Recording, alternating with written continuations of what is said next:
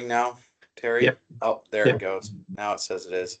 I'll say it again. Good morning, everybody. We're missing a couple people, but I think we have a critical mass here. We can go ahead and get started.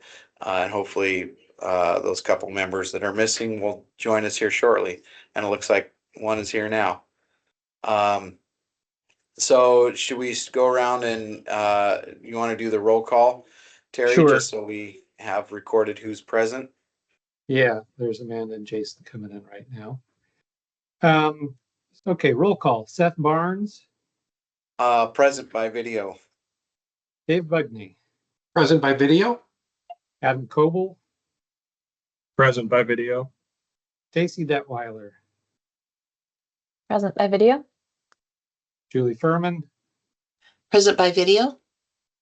Wendy Gerlach, Present by video. Kate Wells is not here. Casey Kulla is not here. Jason Robeson, Present virtually. Josh Seeds, Present virtually. Amanda Sullivan Astor, Present by video. and William Tucker. Present by video. All right. So I can go ahead and pull up the slideshow if you want, Seth. There's not a whole 10 seconds here.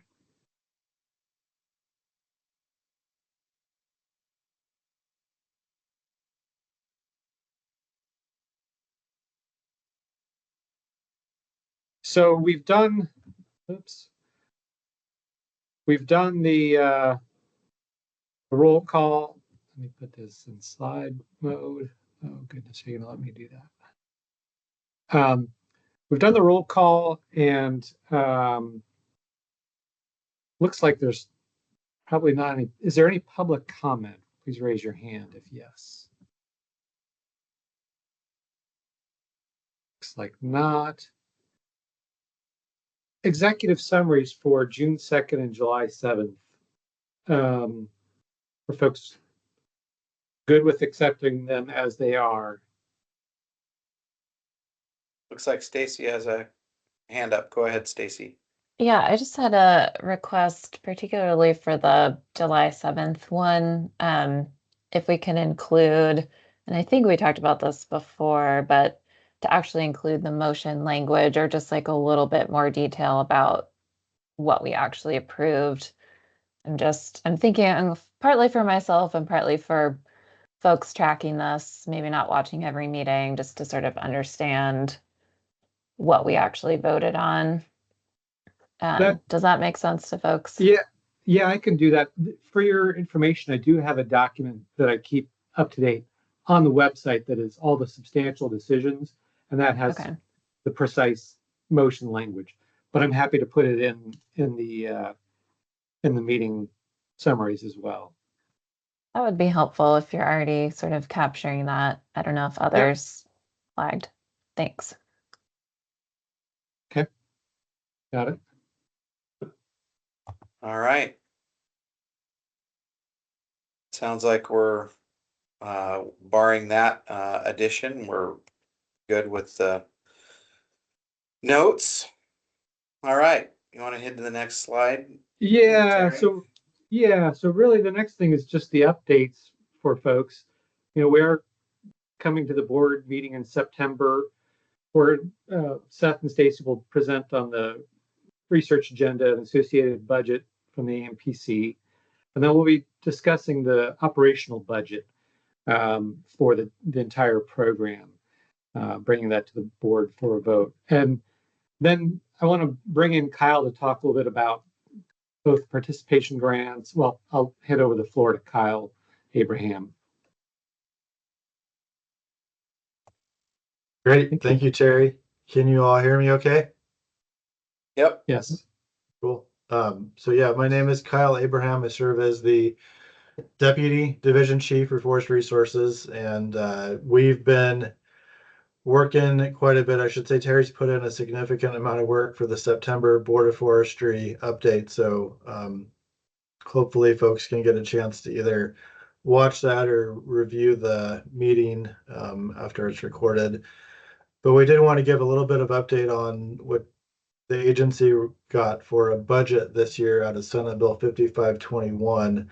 So we were awarded $4.5 million to continue the AMC program at the next biennium, which is great. Like, we definitely appreciate that support from the legislature and stakeholders to continue the work that you're all doing. And I think it may be in the vein of continuing to like figure out how this process is going to work into the future. The legislature actually set some of the money into particular buckets. And so what we've been working with, I think it was $4.5 million for the AMC program to continue. The majority of that money is going to be set aside for research projects. There is some money for participation grants for what the language described in 5521 was to continue the IRST participation grants. And so we've worked through that. Terry and IRST folks have worked through that, and there is going to be some money that's available for AMC participation grants, but it won't be at the same level that it was before. And so we're again trying to work through that internally and with the board, but wanted just to kind of relay that message out for folks that there isn't a huge surprise at the end of the day. So ultimately, the board has to approve that budget, and they're expected to do that in September. So there'll be a little bit of change in the amounts for AMC members' participation. So that's the great news I get to share with you all on a Monday morning. But thank you. So Kyle, question, and you might not know the exact, but what are we talking about in terms of the potential reduction? Is it half as much? Is it around a quarter, a third, 2/3? Just a ballpark would be helpful, I think, for people. Yeah, I don't know the exact amount, Seth, but maybe Terry has it. Yeah, it's about a third. So it's I think just under $8,000 a year per organization for the AMPC participation grants. Okay.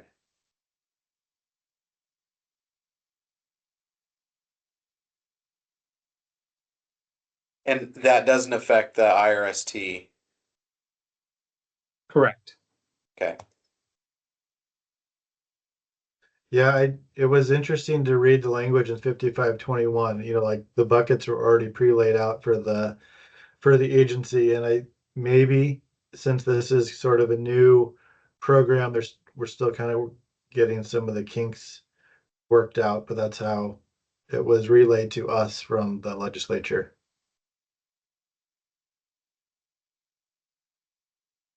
Yep. Any questions? Look, Stacy, go ahead.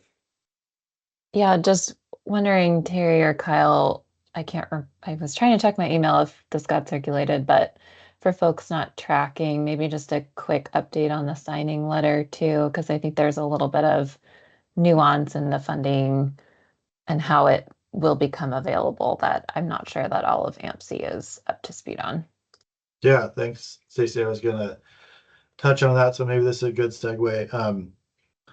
We did also receive a signing letter that Stacy mentioned from the governor, and their the funds for AMC and for the SFISH program were funded with the legislative process. However, the money will be I wouldn't say withheld, but the money will be available once we submit or make progress on the HCP application and submit that to the services for over the next year or two. And so we don't see that necessarily as a huge hindrance to where we're at. we still have pretty significant amount of money for research projects, and many of the SFISH projects are also underway. So pending the next 6 to 9 months, we'll be making progress on the HCP, on the application, on the work with the services, with the authors, and thinking that once we continue to make that progress, submit something to the services, we should have access to that money at the time that we need it. So not thinking that's going to hinder our ability to participate for the work that we're doing, but it is something that we're watching, and then also we'll be relaying that message to the services as well to make sure that we're all putting the appropriate effort into getting the HCP across the finish line. Wendy. Yeah, I'm curious whether or not these budgeting issues have to do or affect the relative amount of work that's done at the AMPC versus IRST level, because to a certain extent, it seems to me there's a question about whether AMPC should be spending a lot of time on sort of more policy related issues in formulating research questions. But if we are being allocated less money, maybe that's a signal that we should be spending less time, maybe just sending a more generalized question to IRST, because they, after all, are the scientists, and perhaps they will be the ones who will be doing more work on the questions. Like just looking at the questions we're working on now, say amphibians, we spent quite a bit of time formulating those questions. And to a certain extent, some of that work formulating scientific questions could have been done by IRST. So I'm wondering if there's any signaling of about how our process should be that we can read out of these budgeting decisions. I.e., should AMPC be spending less time and IRSTs be spending more time going forward in terms of getting effective research questions over to IRST? Yeah, that's a question. I don't have an answer for that, Wendy. I think that's beyond me. Maybe others might have some input there, but Like I can give you my opinion. I think you're giving too much credit to those who are coming up with those numbers. I don't think they understand nearly the nuance that you're contemplating. Definitely a fair answer. Yeah. So and I think the our rules and the statute and rules around the program are fairly clear about the roles of the two, and so I wouldn't read too much into that.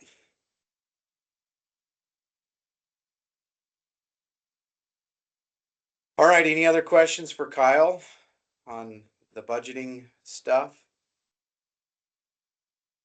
Thanks, Kyle, for the excellent news on a Monday morning.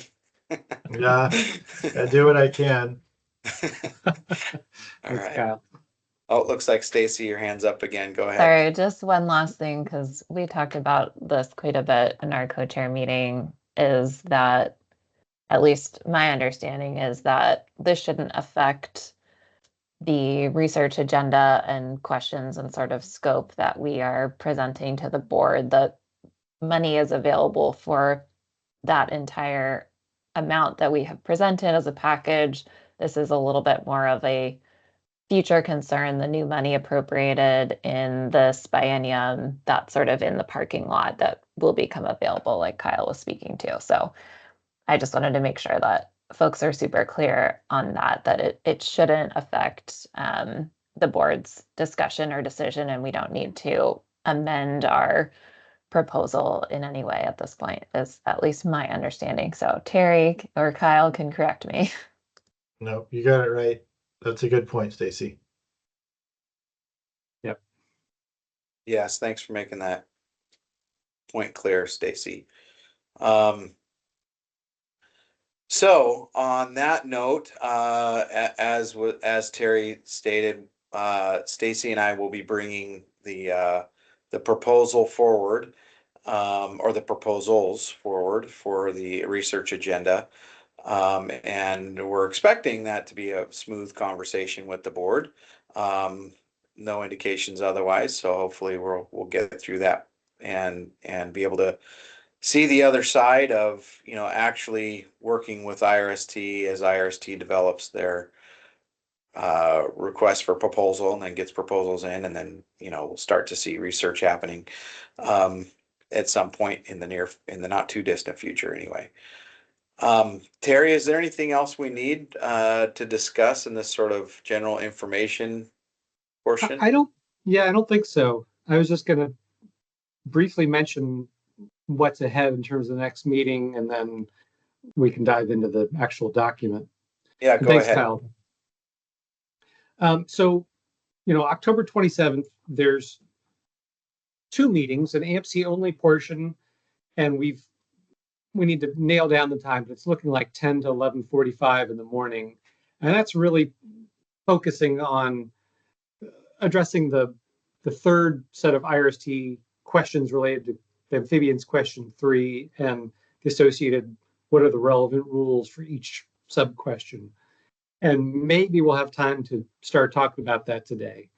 And then there'll be a joint AMPC IRST meeting that's going to have lunch, and that's 12 to 2:30 is the tentative time. And I think we'll focus on effectiveness monitoring, but we're still in the design stages of that. Any questions before we move on?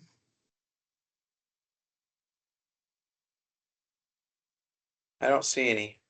Okay, so I'm going to stop sharing my screen and let Emily pull up the Word document.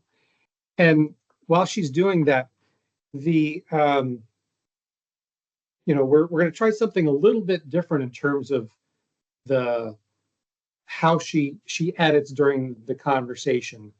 And this is a real art form that she's better at than me. And maybe Emily or Seth or Stacy, you want to say something about this, but we're going to try and do this in a way that captures what people are wanting to say, but not necessarily everything in the moment in terms of live editing on the screen moment by moment, because sometimes there's conversation that needs to happen and people need to look at something and kind of let it think about it as written. Anybody else want to say anything there? Just to clarify, what we were thinking of doing is I would have the document up without editing, and then a separate version of the document that I would be making the live edits on that you all wouldn't see until a point that's determined that you would like to look at it, if that makes sense. Once you've all had the discussion, then I can make the final edits to what I have at the end, so it's not as distracting. Yeah, great. If you could also zoom in just a little bit, that'd be helpful, Emily. That's probably about as much as I can do because I have Okay. to have the other Word document up to be able to Gotcha. edit. Yeah, that makes sense. You should be able to, everyone should be able to, if you have, I think everyone's computer down on the lower left-hand side, there's a plus and minus sign. Right. And you can increase the size yourself. It does decrease the amount of the page that you see, but you can make it a little bit bigger. I know I need to, so. Yeah, so I appreciate that, Emily. I think so we had a discussion about this, Stacy and myself and Terry, and just trying to strike that right balance to where we're able to have conversation without being terribly distracted by what's going on the screen, but also be able to live edit, as we have maybe a coalesced around an idea and see what that looks like. So there's definitely an art form to it, and appreciate you guys at ODF trying to help us to have the discussion. Mm-hmm. And I guess one comment about this. So the work group worked on this, and we went back and forth a few times in terms of refining, polishing, editing, and then I sent it out to the entire AMPC, and the only 2 comments I received back were basically no suggested edits at this time. And so given that, hopefully folks are pretty happy with this wording, but I'll let Seth and company take over from Yeah. here. So now we're at the phase of the meeting where we're trying to get work done, and see if we can get agreement on this. And remember, you'll recall these are the questions that came over from the IRST regarding our amphibian questions that we had forwarded to them, our amphibian research questions. So the first one. At what scale resolution does the AMC request information regarding the species distribution of all 5 covered amphibians? For example, we could have range maps found in a field guide or mapping databases. Is AMC interested in a summary of these existing core scale distributions, particularly as they identify where the periphery of their georegion ranges are in Oregon? Or is AMC interested in collecting data to verify these previously established distributions? Is there a particular species that needs emphasis? So this is what the work group crafted as a response. The AMC is interested in a literature review that describes the geographic distribution for all 5 species, verifying core scale distribution data, and providing information on watershed level 5 scale to the extent such data is available. The AMC would like this to be accompanied by a description of the level of confidence in these distributions.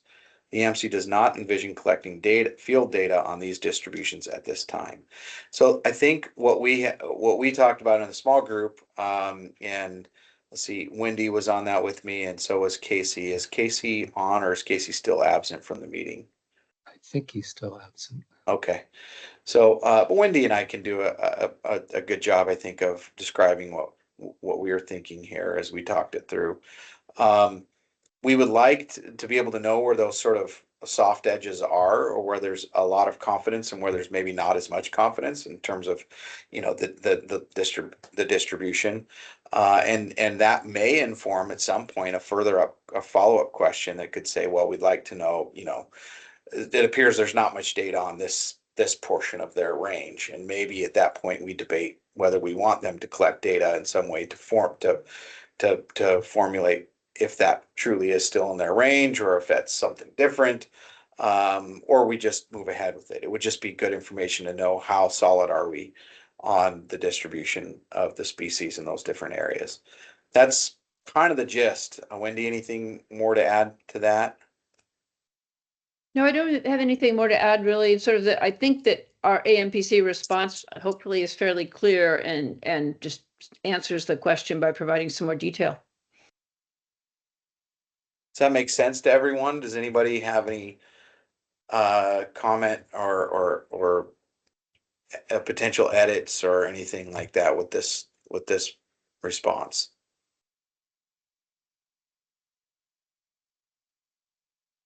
Not seeing any hands. Oh, there's I think Stacy. it looks good. All right. Yeah, it looks good. And you sort of explained it verbally. I guess maybe the only thing, just to add a little more clarity, maybe some sentence or addition there that just says that kind of we want to identify any gaps in the research. And then that could inform, future data collection if we decide, but that's not the intention of this. I think it's clear. That was just one thing that I thought could be added. Okay. I'm fine with that. Adam, you got your hand up? I had the same comment. I think it'd be good to be explicit about identifying gaps. So just wanted to support Stacy's comment there. So maybe a sentence, where would that fit in, Stacy, Adam? Where do you have in mind? Maybe after that, between the last statement and the second to the last statement or sentence?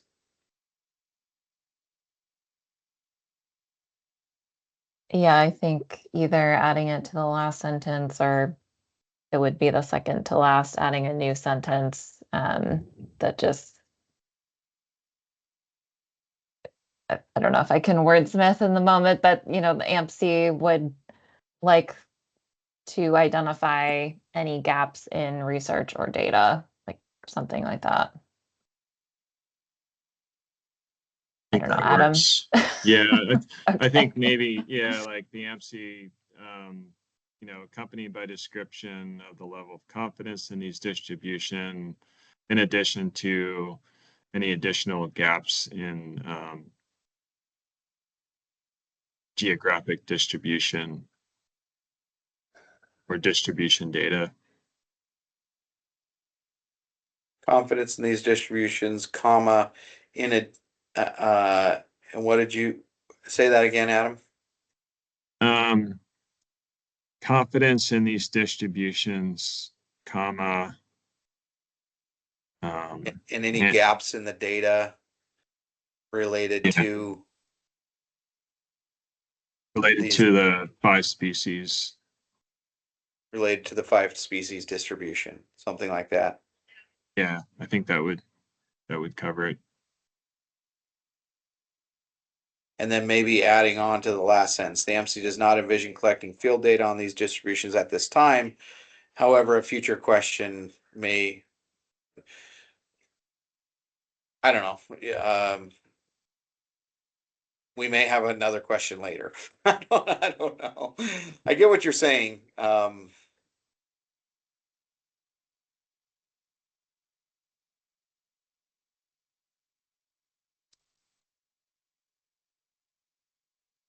Follow-up questions could happen down the road. I don't know. I think as long All as right. we say something about gaps and identifying them, we're good. Emily, you want to put in there what you're working on, and we'll see what it looks like.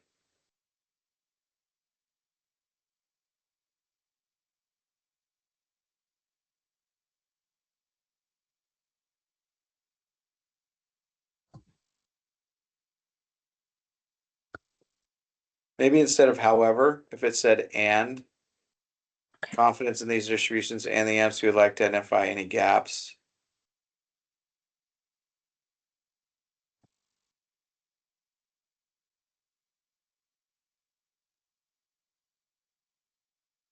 Is that, what do folks think about that? Thumbs up from Wendy.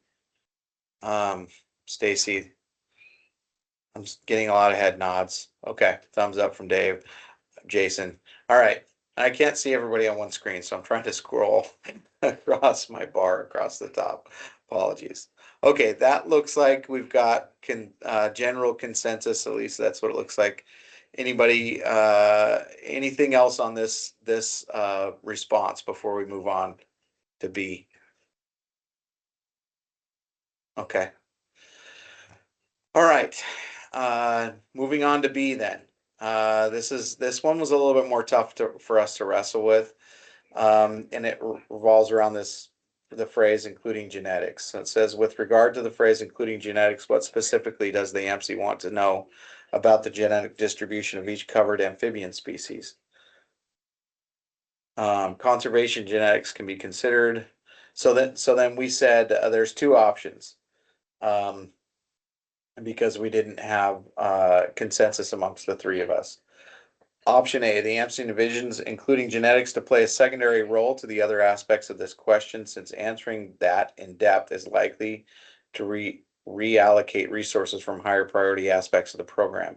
It would be good if researchers collected genetic data when they are in the field. Collecting data provide a foundation for potential future work. In light of your observation that the extent to which genetic material is transferred among individuals and populations may provide information on habitat connectivity. Okay, that one is a little bit clunky to me, but I'll come back to it. Option B, the AMC question is linked to your observation that the extent to which genetic material is transferred among individuals and population may provide information on habitat connectivity. The AMC wants to understand the genetic diversity to understand both the health and existing populations and the degree of habitat interconnectivity, example, across watershed divides. So you'll recall, and maybe Terry, could we get the original question put up in some capacity here so people can I remember believe- the original question we asked? I think it's up above, isn't it? At the top of the document, is it? If not, yeah, there we are.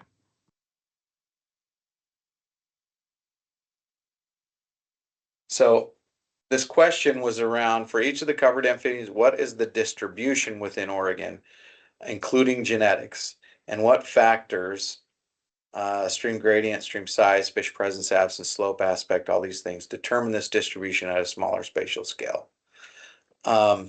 And you'll recall, some of you will recall, you'll all recall a conversation we had around this including genetics piece.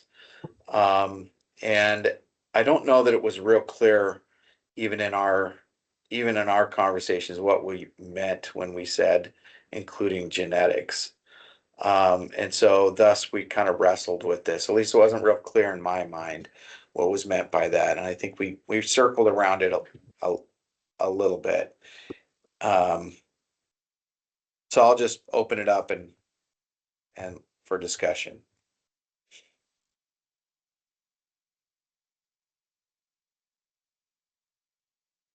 Amanda.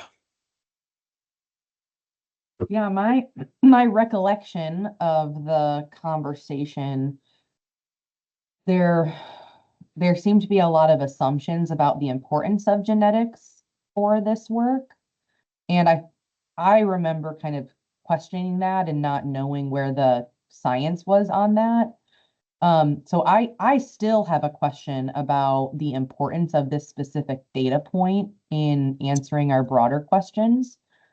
I remember there were some comments around, well, genetic diversity is important for overall health of the population. But I don't, and perhaps that has something to do with the ability for individuals to go to travel between habitats. But I agree. I think both of these are still pretty clunky and still both of the options are still a bit confusing to me. So I don't know that I have a really well-formed opinion about either of them at this point. I'm just trying to remember or get my collective memory back on with where things are at. Thanks, Amanda. And remember, the work group, the job of the work group was just to try to wrestle with this as much as possible and deliver something that helps the full group come up with the right response. And so it may be that it's something different than either option A or option B here. Just keep that in mind. Jason.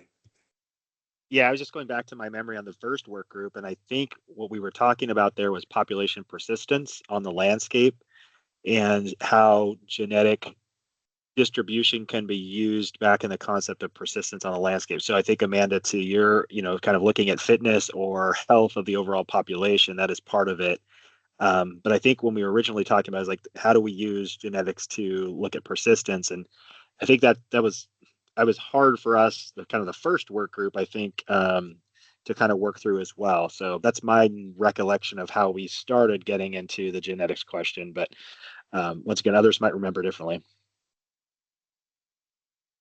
All right. Thanks, Jason. Will? I was just going to comment that I really thought the genetic conversation was both their ability to be healthy as a local population, but that whole connection between one reach and a different reach, different stream segments was important, and the genetics material and the genetic reporting would give us that better sense of how much they move and where and what they're and how much they travel, because that to me says a lot about their ability to be adaptive and to me strength. So I do like it, and I thought B would be a simple way to address it. Wendy? Yeah, I think that we're remembering the earlier conversations in a pretty similar way. I think option B is a clearer way of stating it. The report refers to the fact that our research should be focused on the fact that amphibians occur higher up in the watershed than the protected aquatic species. So the ultimate goal is to have research that looks at where amphibians are beyond the protections that are for fish. So, and I think that as I recall, like what we're really trying to find out is for the health of amphibians, if they are traveling for genetic health, outside of the watersheds, going from one watershed, say over ridge to another. So I think that's the goal of what we're aiming for here. We could add something about that, or we could just go with option B, which I think is a pretty simple and straightforward way of stating what we're looking for. Stacy. Yeah, just want to agree with Will and Wendy. That tracks with my understanding as well. And option B was the clearest to that. I like your suggestion, Wendy, if that is specifically kind of, that movement function over ridgetop, if we want to include some language around that just to really make more clear what we're interested in, that might be helpful. But I like B.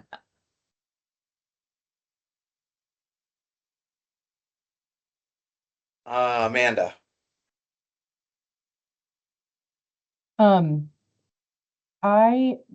I'm not an expert in amphibians by any means. So those that know more, please maybe answer my question. But where I still land is, do we have clear data and information and literature stating that the genetic diversity of these species is a problem for the health and fitness of these animals? Because that may be the information we're trying to gather. If it's not an issue, then why are we moving forward with more, research on it? Because I feel like we're making a lot of assumptions. But if there is research, I see Julie and Josh both put their hands up. So maybe you guys just know more than me.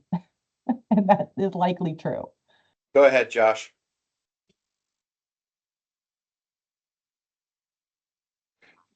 Thanks. Yeah, so it's in conservation biology in general, like genetic diversity among threatened and endangered species that have limited populations is a really, really well established issue that recurs. And so is genetic isolation between populations. And then with the amphibians in particular, yeah, they need to be genetic information generally would tell us two things. One, is there enough diversity, genetic diversity within and among populations for them to stay healthy and have the adaptive tools they need to persist, which is the goal of the HCP. And then the other thing it can tell us is it can tell us how much populations are moving and mixing across the landscape, since they're a limited mobility species. So it's important information for basically monitoring and making sure that they're going to persist, and that we know, and then also that we know we're meeting habitat connectivity, like connection between habitat goals. I'm wondering if we want to leave this more open and give IRST more of a role in formulating how we approach genetic information. So I don't know. I'm kind of like lean more towards option B myself. I also am favoring on this particular question. Just to Amanda's point about who's the experts on the importance of genetics and amphibians here. That's more IRST's role. So I don't want to really dig on this too much. I prefer to leave it more open and give IRST some room to maneuver, basically. Yeah. Julie, go ahead. Yeah, so as usual, Josh said most of what I was going to say. The one other thing I'll throw in the pot is that, to me, the interest in getting some background on genetics is not because we anticipate there's a problem, but because knowing how much connectivity there is and how much movement there is between populations could affect decisions that we make about how carefully we need to protect them. So, you know, if you have an endemic population that's only in this one little spot and not connected to anything else, you would need to have much higher protections than if you can document that, okay, this population is mixing with 5 other nearby populations. So I think it's important information to have, even if genetics, we don't anticipate that genetics are a problem. Emily, I think that what you've got there in blue is a big jump from what Yeah. so I would have, there you go. Yeah. Oh, and I forgot This- to say that I support option B as well. Thank you, Julie. Dave? Just a quick question, not along the lines of the impact of the results, but more or less, or more along the lines of the data collection. It seems to me that if eDNA methods can be used to help to collect the data, that should be fairly economical as opposed to actually trying to find the actual live salamander, or amphibian salamanders themselves, which could be rather onerous. And if eDNA is much more expeditious and economical, then I don't see the issue with just going out there and collecting this data and hopefully, answering this question. And given that, my preference would be option B as well. So my only concern with option B is, and it might be that Josh, your point about trying to leave it a little bit broad and let the IRST step through this in a way that makes sense to them and wrestle with it might be the right answer. But my only concern with option B is that oh wow, now it's going all over the place. Um, is that there we go? Is that option? I lost my train of thought. Is that yeah? So in order to answer the question of population intermix, what my understanding, and this is where it would be useful to have a conversation and maybe some of you are close enough to the science and scientists themselves to answer this. But my understanding of trying to understand population and population dynamics and interconnectivity of genetic material between populations is you actually have to identify what are the populations.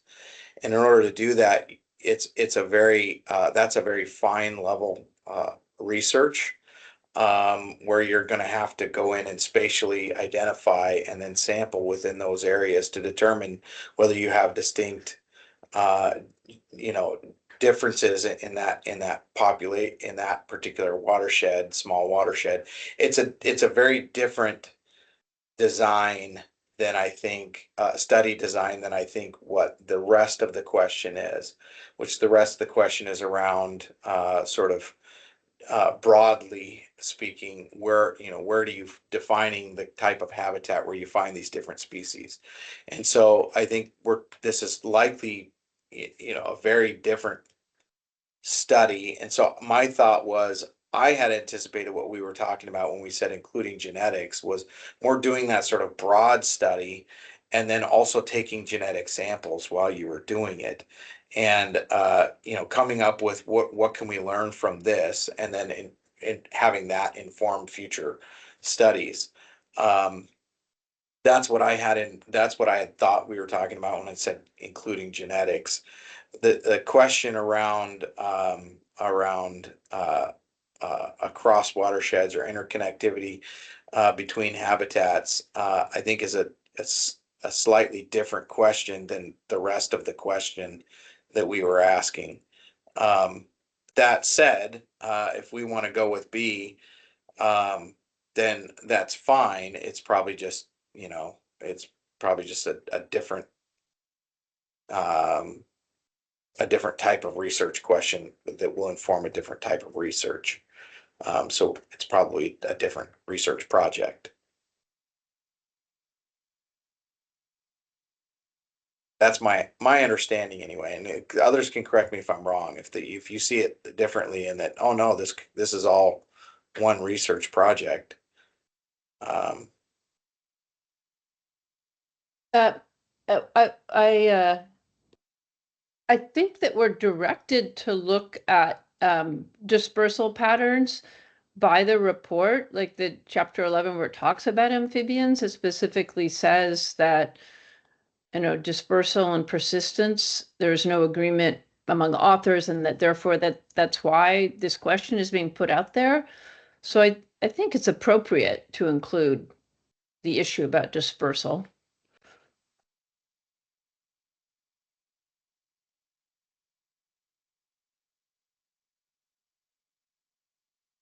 Any other thoughts, comments on this one? Stacy, go ahead. Yeah, I just put in the chat, maybe just simplifying B slightly for clarity and just kind of cutting out that first sentence and saying AMC wants to understand genetic diversity to assess both the health of existing populations and then the degree of habitat interconnectivity, which I think is general enough. To Josh's point. Let's let the IRST experts be the experts on this, but still ties to, Wendy, what you were just saying around our interest in understanding that dispersal as part of the bigger picture of persistence. Does that make sense? Just sort of simplifying B slightly. But if folks like B as is, I'm also good with that. Just wanted to throw it in. I like that better in B, what you're suggesting, Stacy. It's more clear. Amanda. I mean, I agree with removing that first sentence. I think broadening it would be good. I mean, I would go even further, kind of to Seth's point of, that the AMBC wants to understand the genetic diversity, to understand both the health and location of existing populations. Because I mean, I didn't think about it the way that you're thinking about it, Seth, but yeah, you have to define where those populations are first. And maybe that implies that, but maybe we need to be more specific in that we want them to, through genetic information, start to define where these distinct populations are. And then I would even say for that second piece, like instead of and the degree of habitat interconnectivity, which implies that we can determine that or defer that or determine that based on the genetic information. It's more that we're trying to, begin to understand how habitat connectivity may affect genetic diversity and, health from a genetic perspective of these species. Because I feel like the way it's worded, it's implied that it, that we will know something in and of itself versus kind of more generally saying like we want to begin to kind of understand that, knowing that a future question may come to help us really dig down or really refine our understanding. Julie?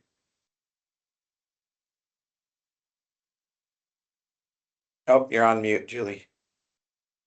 Yeah, I just wanted to ask a little clarification because that wasn't the takeaway that I got from what you said, Seth. So is that because I thought I heard you say that defining these populations would be something separate from what we were trying to do.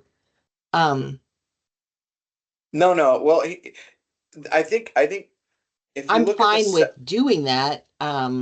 yeah, if you look at the second part of their question in B above in the bold, that's what I'm kind of getting at, where they say at what spatial scale is this question being asked? And so and I think they're asking that because if you look at the spatial scale of the rest of the question we're asking, it's more general across the the range of the population. Okay, Where in general do we find these? Do we find them in higher order streams on south-facing slopes? Just sort of generalize the type of characteristics of the habitat that they're associated with. And then we add this and genetics in there. And they're asking in that second part of the question, is this also at that sort of scale, the same scale that you're asking the rest of this, or are you asking for, what do they say, subpopulation Right. in Oregon, which is like, that's shrinking it down. And what I hear this group Right. talking about, when you're saying, well, we want to look at one drainage versus another one, and how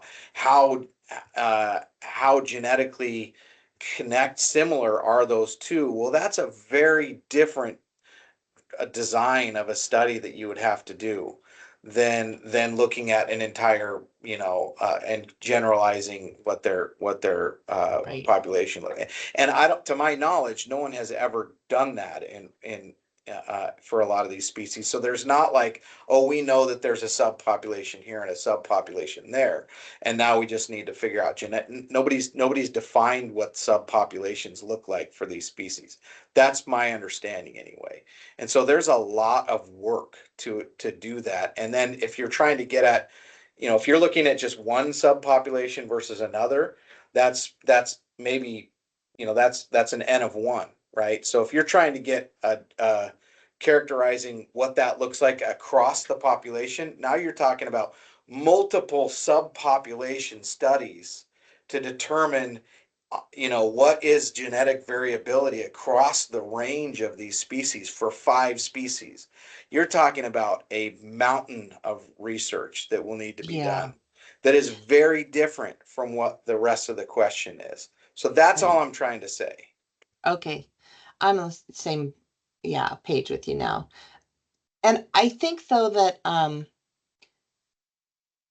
and this isn't work that I do, so I might be off base, but it seems to me that it might be a much easier question to determine what dispersal distances are from, looking at the genetics of the whole, over the whole distribution.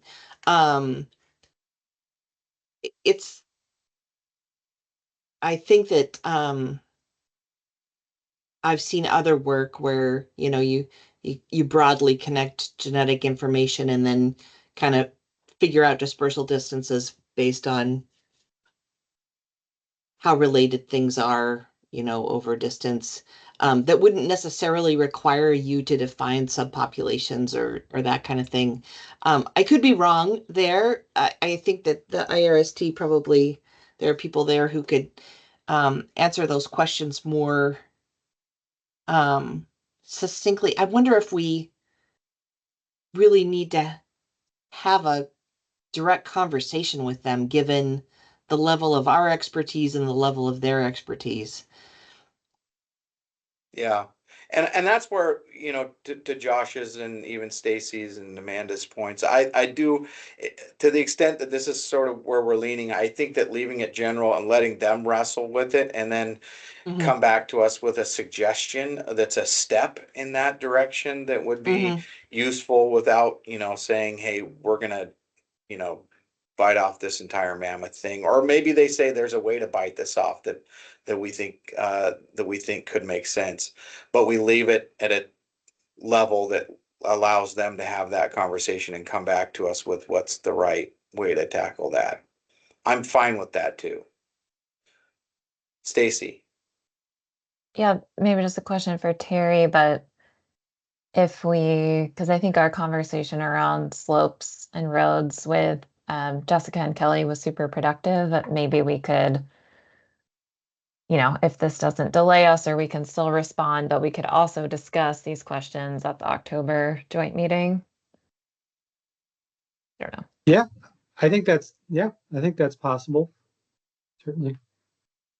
That's a good suggestion, Stacy. I do think this is an area where it would be really useful to have a couple of actual amphibian researchers informing our thoughts here.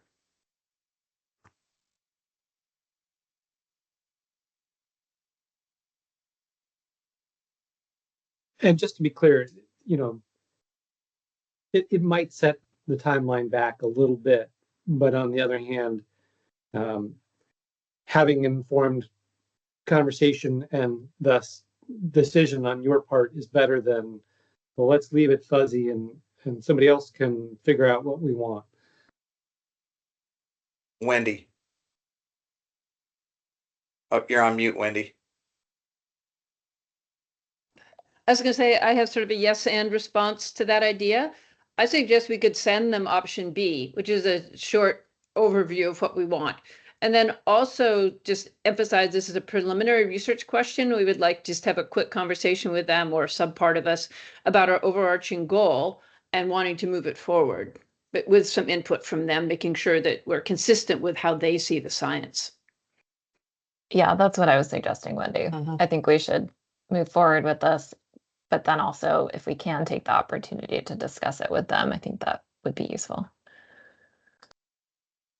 Can we, it seems like, thank you, Wendy, and I agree. I think I'm hearing some general consensus around a broad, a broad response, maybe with B taking out the first sentence so it's clear, a little bit more clear, and then trying to follow that up with a conversation either at that October meeting, or if there's a possibility of setting something up earlier than that with, the co-chairs and the co-chairs of IRST or something like that, be open for that too, but some sort of an opportunity for a conversation.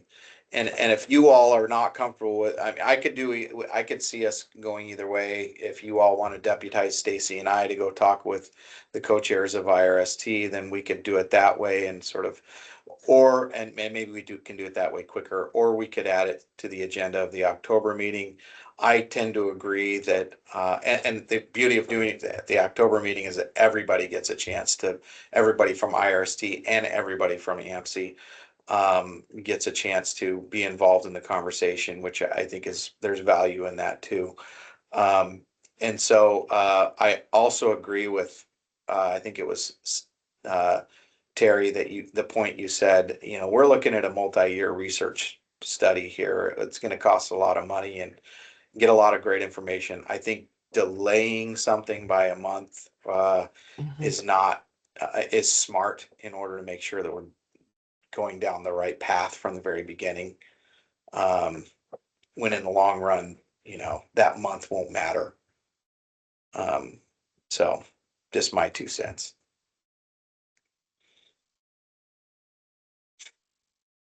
All right. Any other conversation around B? And now that I say it out loud, how would this group be? I want to make sure that I'm not shortchanging everybody's ability to be involved here. So I guess I would lean towards a full conversation of IRST and AMC, so that we don't inadvertently not include people's thoughts and input, both from the IRST and AMC. Emily. Does this look right with the added sentence? Would that be good to add? Just a thought. I think you could just say the AMC would like to confer with IRST further on this point.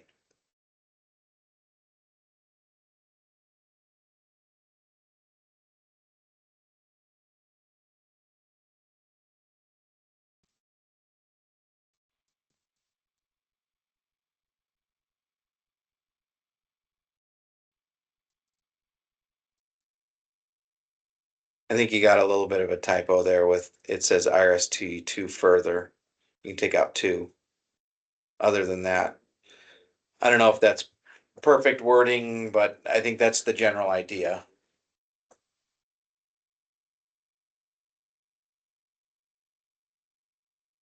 And thus deleting. Yeah, there you go.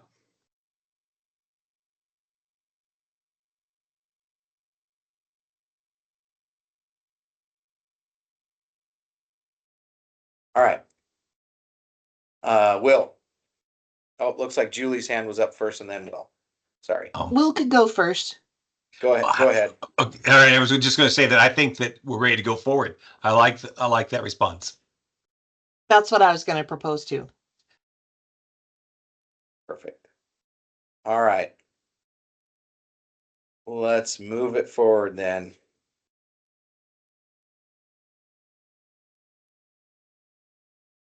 And just a time check, Terry, how long have we scheduled this meeting for? Noon. Yeah, Noon? till noon. Okay. Okay. All right. Can you, I'll tell you what, Emily, if you hover between the two pages there and double click real quick, I think it sucks them together.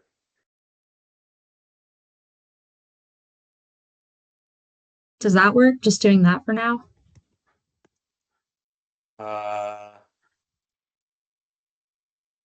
Okay, no, well, we're still at question 1, right? Go scroll up. There we go. C. Nope. Yeah, C's right here. Yep. I can't see it. I can't see the top of C. It's cut off by the faces of, oh, it keeps going really fast. There we go. Okay. I think we're Okay. having a lag because, yeah, Mhm. Yeah, I'm sure there is a lag. Thanks. This is good. You're in a good spot here. At least I can see it. I think others probably can too. So this one I think was fairly quick. Hopefully, so with our subgroup, we aligned around this one I think fairly quickly. So they ask at the bottom, they get into this idea of models, and then could the AMC clarify whether they are interested in a predictive model of occupancy where the species are found currently, or of potentially suitable habitat where environmental conditions are available that may support the species. So what we came up with is the MC is not interested in a predictive model at this stage of the research. Instead, they want to understand the contributing factors that drive where they exist on the landscape, including associated habitat characteristics.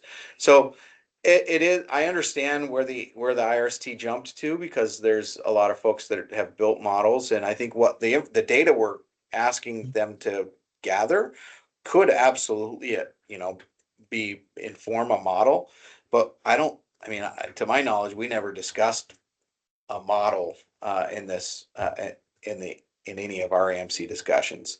So we're not saying no, we're not interested in a model. We're just saying we haven't asked for one at this time. We're really interested in just the data, the background data, to understand what the characteristics are.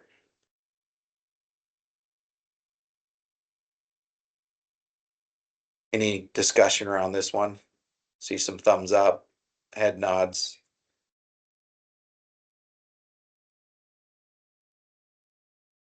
Julie. Yeah. Um, is there a concern? I mean, our response sounds very similar to what you would do if you were going to do to model potentially suitable habitat. Is there a reason why we wouldn't want that? Why we wouldn't want them? Well, I mean, You've basically gone through the work to develop that model in order to put together these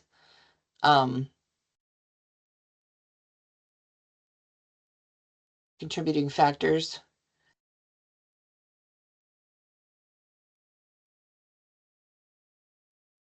I guess my response would have been, they say, do you want A or do you want B? And I would have said we want B. It seems like our response is similar to saying we want B. What do you mean? I guess I'm not tracking the A and B. So they said, do you want a model of occupancy, or, do you want to know where there's potentially suitable habitat? And what we described here, where we're saying, that we want to understand the contributing factors that drive where they exist, to me, that's the same thing as identifying potentially suitable habitat.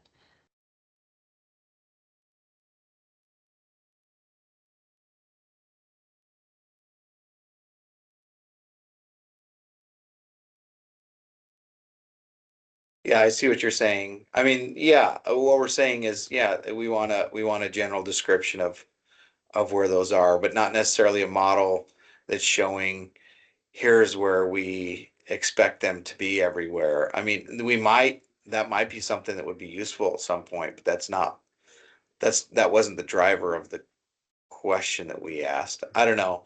I understand that the nuance. Will, you've got your hand up.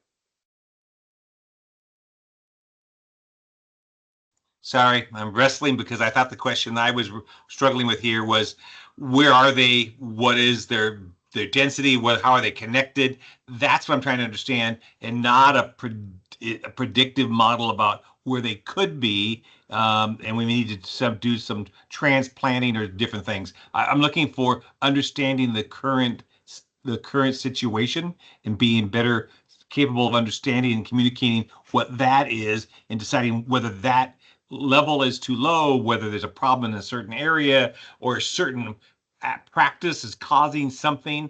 I'm looking for the occupancy, not predicting where the future could be.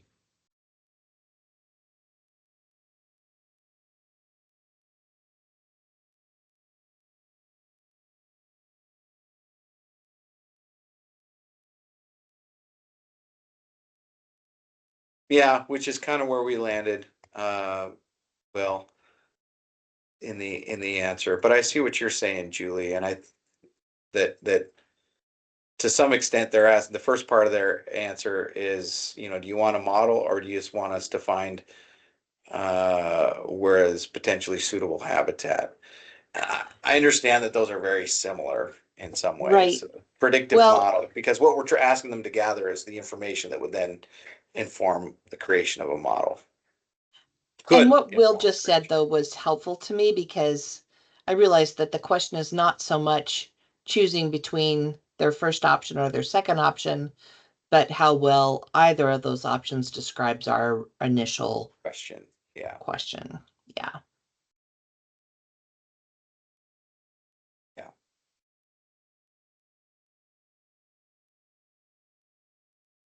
Which is why I think we landed on the answer we landed on, which is sort Yeah. of based on our original question.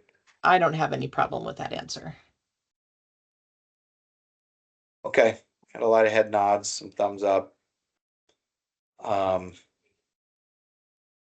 So it seems like we've landed on that one. All right. And Terry, I don't know, at this point, this is as far as, and I know I wasn't able to make or I don't know if the subgroup met to talk about question 2. We had a meeting date. It got waylaid by other things. And go ahead, Terry. It's question 3 that the group didn't get a chance to discuss. Okay. So question 2, you folks did draft some Okay, cool. initial All right. responses. So if you scroll down, I'm jumping ahead of myself. Scroll down then there, Emily, and I wonder if her screen is frozen or if she's frozen on it. Oh, there we go. there we go.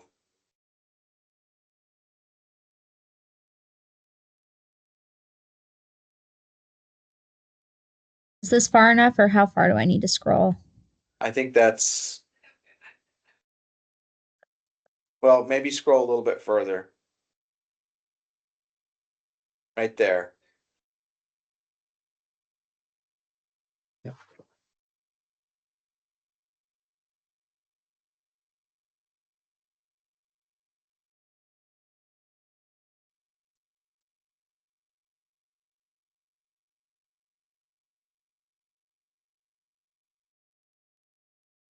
I'll let everybody have a chance to read it.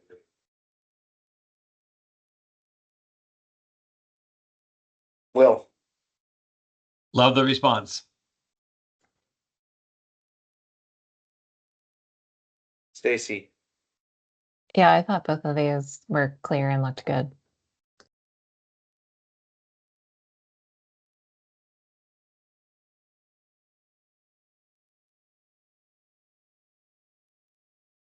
Thumbs up.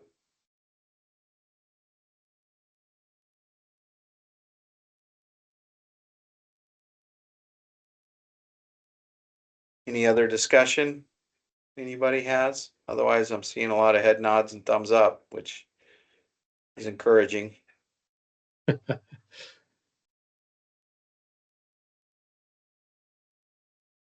Okay, so as I was just saying, unfortunately, our work group, and you'll recall that what we're planning on moving forward with sooner rather than later is question 1 and 2 to the IRST, and well, we already kind of did that to the IRST, and then what you recall that we told them, look, we want the focus to be question 1 and 2 for sort of a fairly quick turnaround on language that could then be in, we can then wrestle with in terms of a potential research question moving to the board for funding. And then moving on into and then question 3, we also are giving this to you at this time, but we realize that there's going to take a little bit more time to wrestle with this, and that's okay. We want you to have more time to wrestle with this one. So we kind of gave them, in a sense, 2 different timeline pieces at the same time. And so our focus of the work group was on question 1 and 2 to get those done as soon as possible, knowing that we wanted to fast track those and get those in for the Board of Forestry as soon as possible. Question 3, we did have a meeting on the calendar, and then it fell apart. Part of that was my doing with other stuff popping up, and I apologize for that. But we have not been able to have a discussion as a work group yet on that. And so if we wanted to take some time today to just wrestle with it together, we could do that. We could also let folks have a few minutes back this morning and schedule the small group to get back together and wrestle with these, and then come back together as an AMC. Terry, your hand is up. Yeah, I was just going to say something. One way to approach this might be to actually approve, for the AMPC to vote on the document as you've edited it, and then you can have a discussion about the question 3, since you're not going to complete that today. So that's the first point I wanted to make in terms of process. And then the other part about this question 3 is there's the list of rules that I worked with ODF experts on. What are the potentially relevant rules to the amphibians? And it's a long list of rules for these sub questions. So that's in the mix of something to consider as well. So process point, and then a little more information to inform the discussion. Yeah, that's a good process check. Thanks, Terry. So if you could scroll back up to questions 1 and 2, we've spent some time wrestling with those. I think we're ready to vote on our responses to question 1 and 2. I saw a lot of consensus around the responses that were drafted, and so so these are all of the questions we just wordsmithed, the responses we just wordsmithed to the questions on questions 1 and 2. Is there a motion to move these forward as responses to the IRST?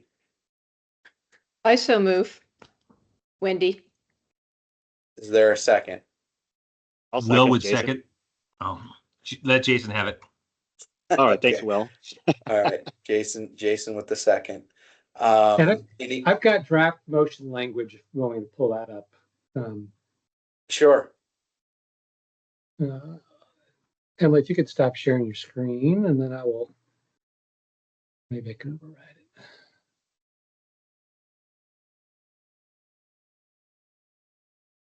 Okay.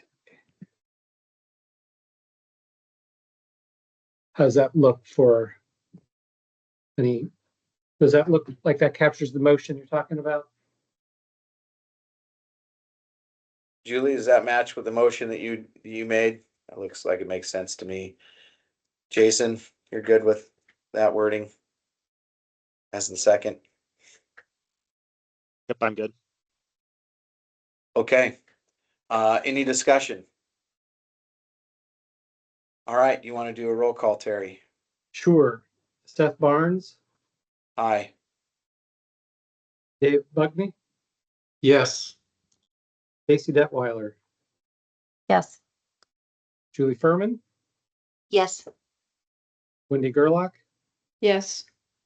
Casey Kula is not here. Jason Robison, Yes. Josh Seeds, Yes. Amanda Sullivan Astor, Yes. William Tucker. Yes. Motion carries 9-4, 0 opposed.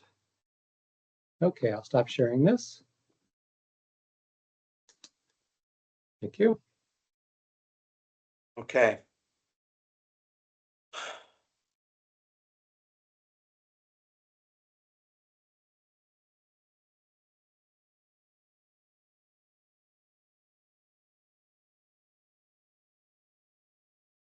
All right, is the other language coming back up pretty soon, Emily? Yeah, Emily, if you want to pull up what we have been working on to look at question 3.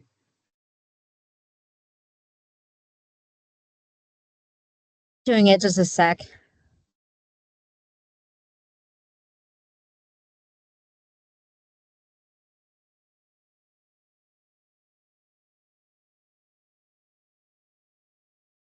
Can everyone see that?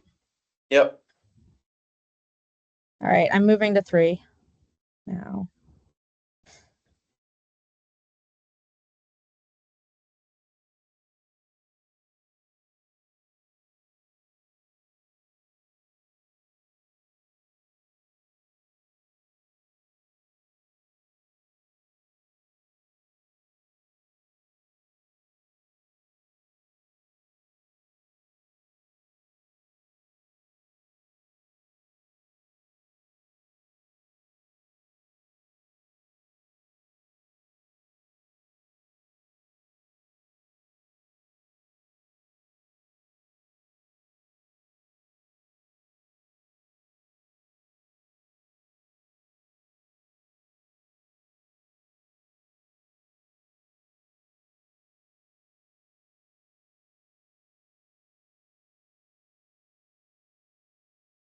Discussion?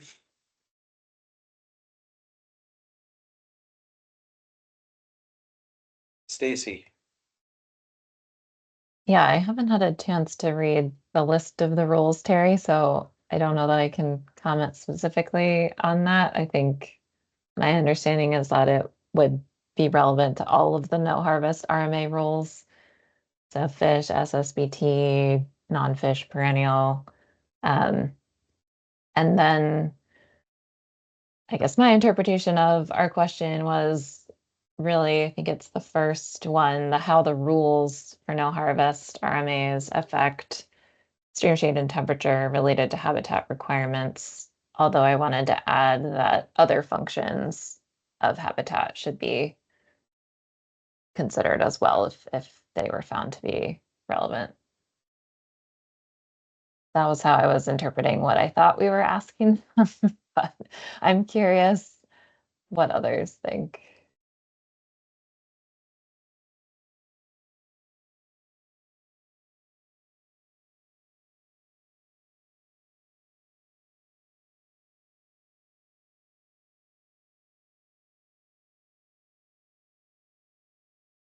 Well, I love a good Baki design, so I would love to see what the animals do themselves as well. I think we could learn a lot from that. Julie? Um, so since they're asking whether it's just shade and water, I remember on our field trip them talking about the importance of downed wood and how that holds water on the hill slope. So I don't know if that might just complicate it though.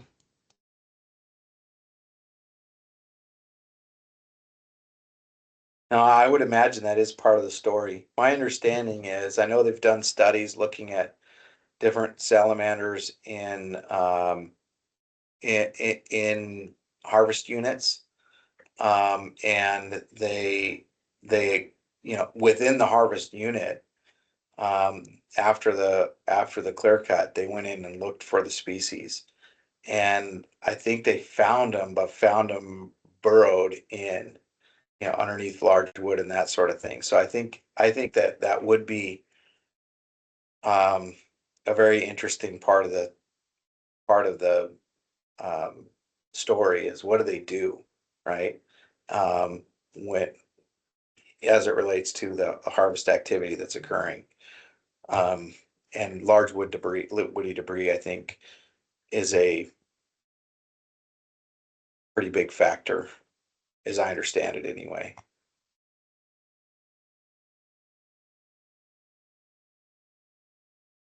To play devil's advocate a little here, to your previous point, Seth, about seeing how the species actually respond, I can imagine if you requested that, the IRST would come back and say, oh, it looks like you want to change your question, because the question specifically is habitat.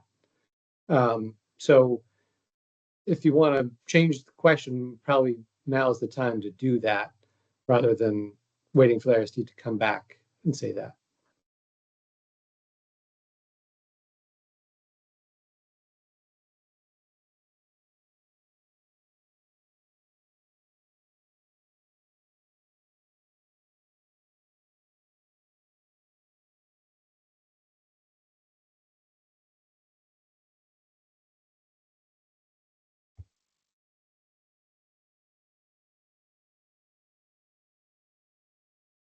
Amanda.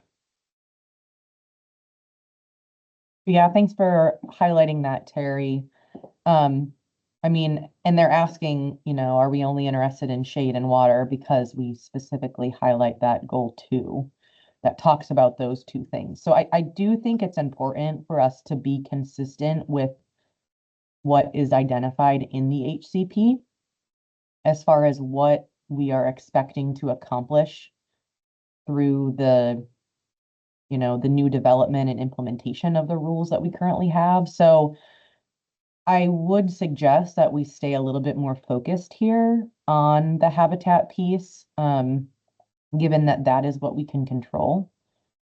Not to say, Seth, that I think, looking at the species is really what we always should be doing. And oftentimes I think they do a lot better than maybe the perception based on the habitat change. But I do think that we need to be consistent with what we've identified and how it ties back to the HCP and the overall objective of the adaptive management program, kind of tied to the BGOs. Yeah. Other thoughts, comments? Wendy. My thought is that in thinking about these questions, we can keep in mind some of the our ultimate goal really is to make sure that the rules are effective, and the AMP program is supposed to do effectiveness assessment. So, and that includes like doing validation of populations and their persistence. So I would tend to, in this research, include a bit of focus on the actual persistence of populations, not just the habitat characteristics, because ultimately the goal is to, validate the effectiveness as to success for the species. That's what I was going for. So, am I still?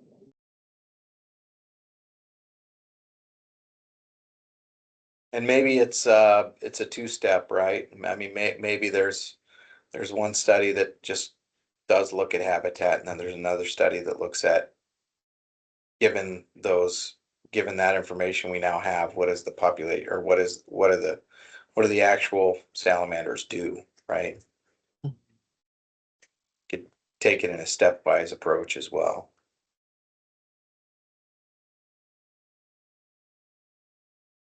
Because the one study is probably just measuring temperature, shade, those sorts of characteristics, maybe large wood availability, that sort of thing.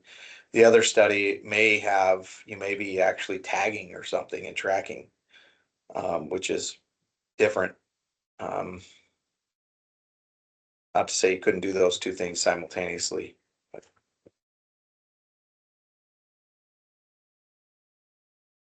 Seth, I agree with that, and I think that's a logical approach. I wonder how we capture that in the answer to the question here, because if we get data that shows, yeah, there are impacts associated with the activities, but those impacts don't lead to a negative response by amphibians, then is there anything that has to be done? Versus if there are impacts and those impacts are negative, then we have to have the question, is there a need for a rule change? Is there a need for recommendations? What happens here?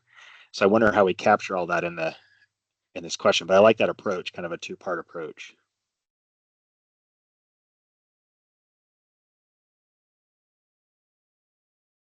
Yeah, so do I, Jason. I mean, I remember where the conversation was, and you're not wrong, Amanda. I do think that we were, obviously, the way that we wrote it, we was very focused on the habitat. But now that I think about it, it's not dissimilar from some fish studies that we've done, and you learn a whole lot more when you include the actual response of the species rather than assuming what their response might be.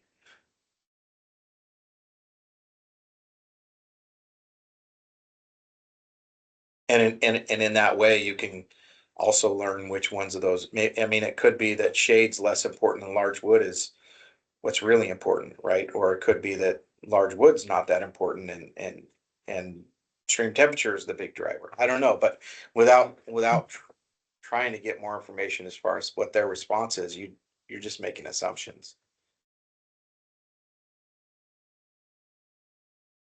Do you think maybe it'd be if you modify the question, your original question to say habitat and whatever species impacts or something like that, then you've kind of boiled it into the question itself, and then you can add more in terms of your response to their question.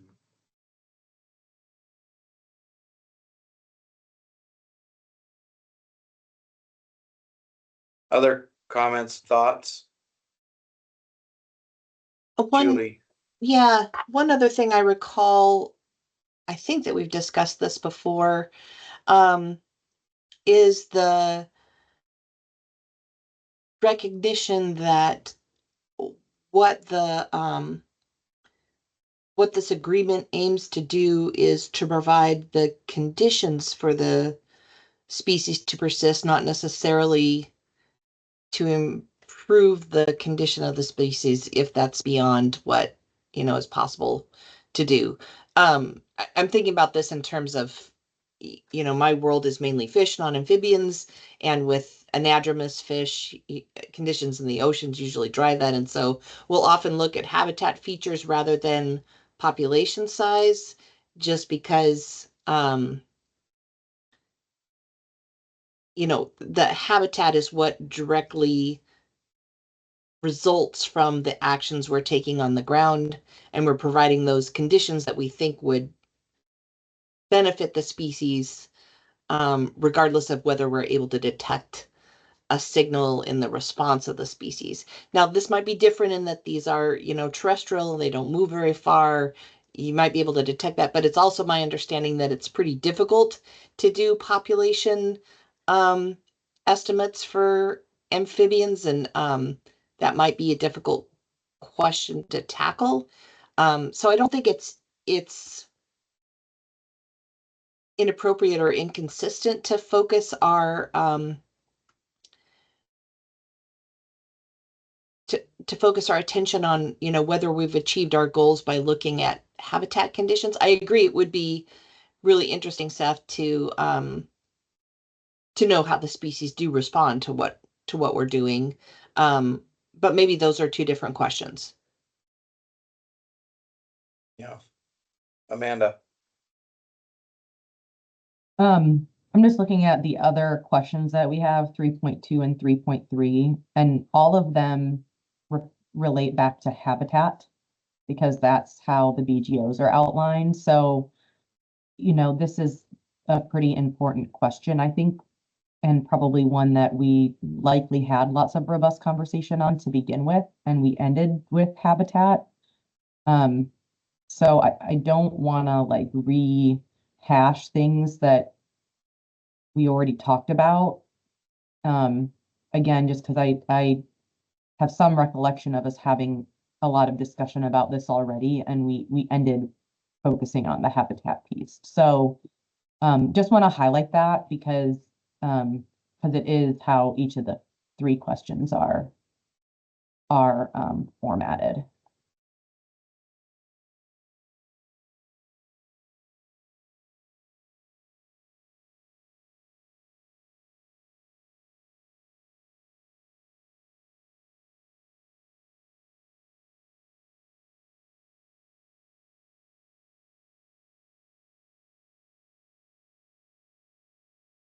Stacy.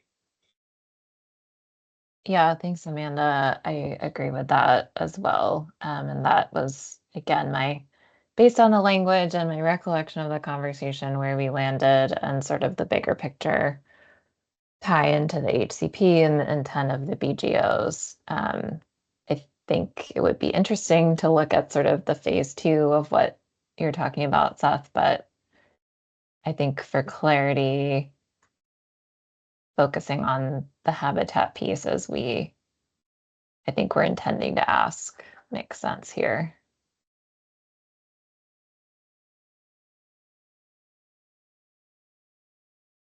Will. So my concern is, I think back to the spotted owl, where we're in the 90s, 2000s, the teens, the 20s. Now we set aside and have created more and more habitat, yet the population continues to decline. And that if we don't tie back to the effect on the population, and looking at that directly, to me, having more habitat is a good thing, but it's not. It's the protection of the species and the recovery or growth and development of that species. So I don't have a problem. I have a problem, I guess, if we don't in fact talk about the effect of the populations of having the no harvest RMAs and the effect that has, because it is more than just streams. It is more than just the temperature. It is more than just the shade. It is the downwood. It's the absence of intervention. It's a whole bunch of other things that I think are important. But ultimately for me, it has to be tied to species effects to species populations and their recovery or just health.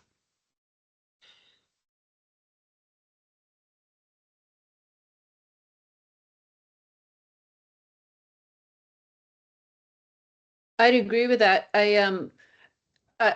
The direction in the report has so much language about the populations, not just about the habitat goals being achieved, but about the persistence of populations. And I wanted to mention that since I can't see the draft HCP yet, it would be very helpful to have that be available to everyone in the group, just because I keep looking back to the report, but if I had the draft HCP, I'd look at that, which might be more current.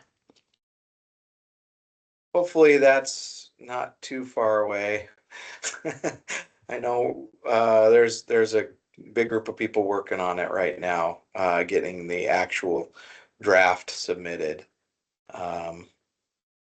which is the second draft, but it will be the actual submittal draft, as I understand. Yeah, I get that. I just wanted to mention why it is that I keep referring to the report.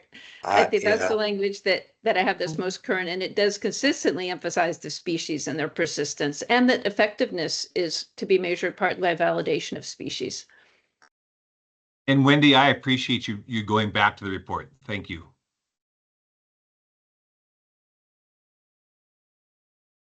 Yeah, to Julie's point, it's kind of difficult to track populations of some of these species, and so maybe what we're talking about is more sort of individuals or I mean I don't know. Maybe this is another ripe one for conversation with the IRST, frankly, where we ask them, how would you go about doing this? What are some ways that you would go about doing this? And certainly shade and temperature and large wood are easy to measure, and those are certainly things that should be, and maybe there's other factors as well that should be measured and help us to sort of narrow down what the effects are. but then I tend to agree with you, Wendy, that we want some sort of it would be really nice. In fact, I almost think it's necessary to have some sort of a understanding of the response of the species. But and maybe it's enough to have individuals. Maybe you can tag some of these things and then do activities and see what happens. See where they go. I don't know. Or maybe do an intensive sort of site where you really scour everything and find them all, and then you go back and scour it again and see where you find them or where they went. I don't know. I mean, I know I've talked before about there's also, I don't know how you get at this, but the other thing that rattles through my brain is that species these species this species moves, right, and they go terrestrial and and riparian, and my understanding, limited as it is that a lot of these things burrow when it gets warm outside, and drier, and then they come out, which is how they persist over, millennia. Um, and um, and then they can also move across the landscape. And so it could be that they move out of one area and move into another and then move back, right? In which case, depending on how your study design is done, you might think that they've all disappeared. Well, they didn't disappear. They just shifted over there, and then in 10 years they'll be back over here. I don't know, and I don't know how you track all of that, which is why it might be an interesting conversation to have with and some of the amphibian researchers, to think about how they might ideas of how they might design something like this, what they think would be the most valuable way to ask these questions. Because I think ultimately what we're trying to do is we just want to know the effectiveness of these protections. Mhm. So Yeah, this seems like, sorry, I didn't raise my hand. This just seems like a good one to discuss with the IRST, because I think we sort of have consensus.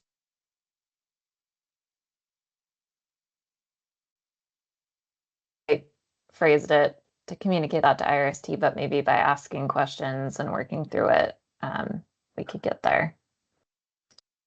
yeah, Amanda. Yeah, an outstanding question that I have perhaps, and maybe we've discussed this and I have forgotten. That could very much so be the case. But for our previous questions talking about distribution and like habitat requirements, will that set the precedent for these questions on whether or not these rules align with the habitat needs as discovered or researched in those previous questions? Like, just on the face, how do rules for no harvest RMAs affect Columbia and southern torrent salamanders habitat? As I think about that, is that, compared to what? Compared to the rules before these new rules were put into place, or compared to some potential future rule set, compared to a range of what is commonly known through research that we are going to be funding as the best habitat structures. Just something that I am thinking about as it relates to habitat and kind of this conversation around the persistence of the species. They, asked kind of some of those questions in the clarifying questions, but anyway, it's just something that I'm thinking about. And I think, Amanda, I mean, just off the top of my head, when you were talking, I think some of those could be related to it, some won't, right? I mean, like slope and aspect, those are going to be the same regardless of whether you harvest or not, whether there's a buffer there or not, on what size the buffer is. And there's going to be pieces of it that will be, size of the stream. That's also going to be fairly similar, regardless of the activities that are occurring. But I'm assuming those are factors that could and likely are, um, contributing to whether that's good habitat or not. But I also think there's probably a range on a lot of these species of what is quote unquote habitat, right? Some of them are probably more generalist than others, I would guess, but I don't know. So I don't know. I mean, where do we go from here, Terry? I think we're a little bit scattered in terms of our response to this, Right. and I almost want to. I'm not sure we're making a lot of progress here. I mean, it's useful to have everybody thinking about this. I'm not saying that, but in terms of actually Right. narrowing down, circling in on a response to that we're going to craft here in the next 15 minutes. I don't see it happening. No, no, I agree. And I think this has been useful, kind of really helpful conversation. And I think it's something that I was just making a note to go back and think about this question of habitat versus species impacts, and there's some tension there, and also thinking about how the BGO's biological goals and objectives play into all of this as well.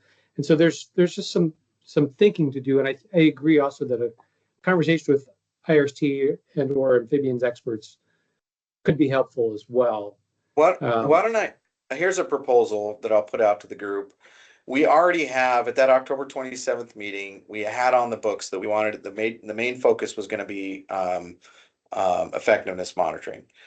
These questions that we have in 3 are largely effectiveness monitoring questions around amphibians, right? I mean, that's, I think, without reading all of them here, I think that's what these actually are.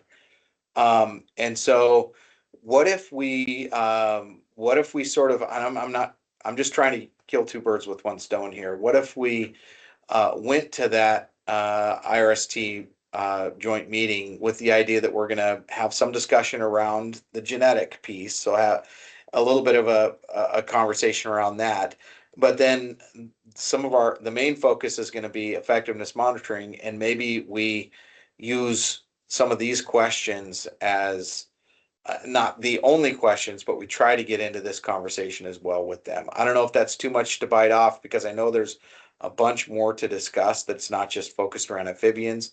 It's, more broadly around effectiveness monitoring. But I don't know. I'm just trying to think of a way for us to use that time, because it seems to me we need to have a conversation with people, that the researchers. If not, we could potentially bring in, like we've done before, a couple of the IRST members that are, maybe it's the co-chairs. I think they're probably well suited to give thoughts on this, or some other subset. We bring them into the IRST meeting, or to a future AMC meeting, to discuss this and bat around some thoughts and ideas. What do folks think?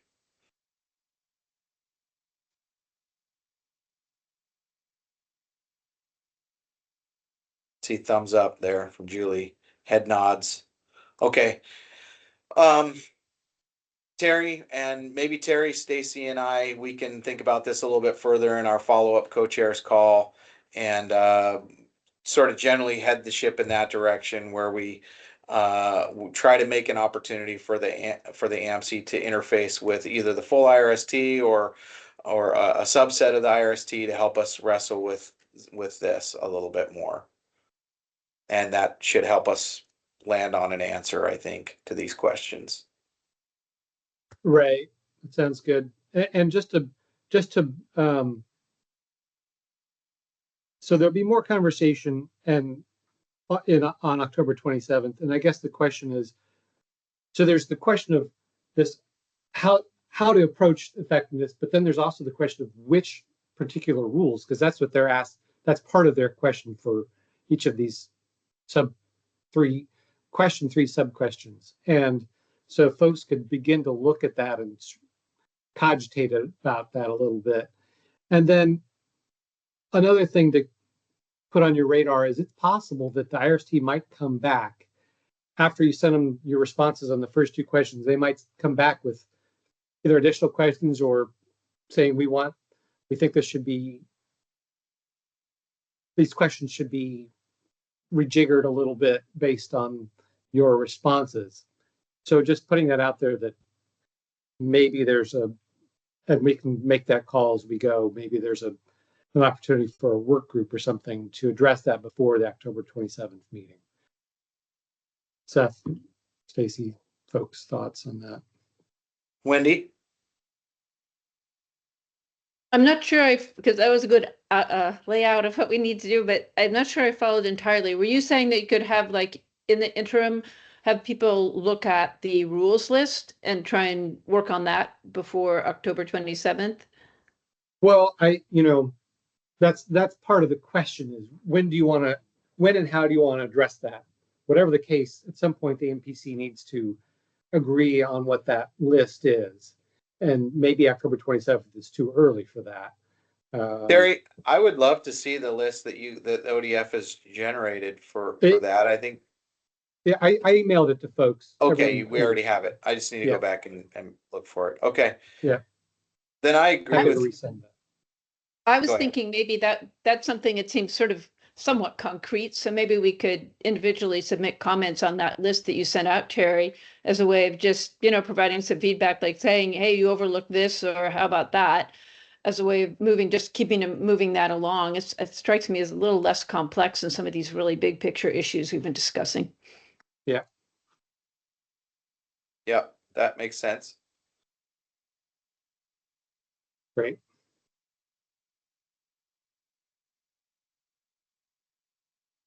And Terry, I do think it does make some sense for Stacy and I and you to talk about this at our co-chair's follow-up call in a couple of days, and maybe between the three of us, after we sit on it for a couple of days, we can think of the pathway forward here that makes the most sense. And I think generally trying to carve out an opportunity, whether it's at that joint meeting or a different meeting where we can get some input from the specialists, would be useful. Yep. Sounds good. Okay, I think this is a decent place to stop. I appreciate everybody's work today. Question 1 and 2, I think that clearly was our focus for today, and we accomplished it. And so I really appreciate everyone coming ready to participate in that conversation and satisfied that we're moving that forward. So thank you, everyone. And on this question 3, there's clearly more thought to be had here, and we'll do that moving forward. I don't know if anybody has any parting comments they want to make. Otherwise, we'll look forward to the next meeting. All right. Have a great end of the Thanks, summer, Seth. Good everyone. job. Thank you. Thanks, guys. Take care, Thanks, everyone. Bye. Thanks. Bye.